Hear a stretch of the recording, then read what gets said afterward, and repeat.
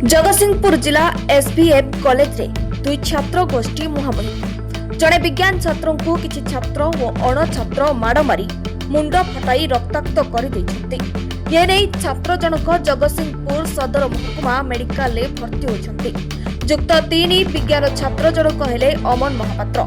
किछि छात्र अमन को कॉलेज जावा समय डाकिथिले। संपृक्त छात्र जनक आउ एक छात्र मानक सहित काहेकि मिलामिशा करुवा पचारिबा सहित माड़ मारिथिले। प्रिंसिपल रूम भितर 30-40 पिला पाटितुंड करुथिले। ता भितर गोटे पिलार मुंड फाटी जाइथिला, रक्त भी बहुतला। तापरे से मानक बुझाबुझी करी हॉस्पिटल तांको पठेली एवं सेठी आईआईसी को फोन कली। हाफ एन आवर परे जने पुलिस ऑफिसर आसिले से माने पिला मानकू मो प्रेजेंस रे भी से माने पचरा पचरी जहा करिया कथा कले एवं जहा इन्फॉर्मेशन गंडगोल विषय रे 2-3 जण साक्षी पिला को भी से नैचंती। आमे भाबुचे समस्त इलेक्शन पे हेई थई पारे किंतु मु से विषय रे किछि जानिनी कारण मु कहि परिबिनी से विषय रे।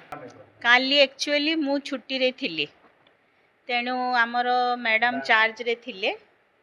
मैडम जहाँ जेतिकी आम तरफ अनुष्ठान तरफ जहाँ पदक्षेप नबा कथा सेतिकी पदक्षेप निया जाइछि। घटना विषय मु किछि जानि नाही। खबर पाइछि जे दी गोष्ठी आसिकी मैडम को पाखरे पहुंची थिले।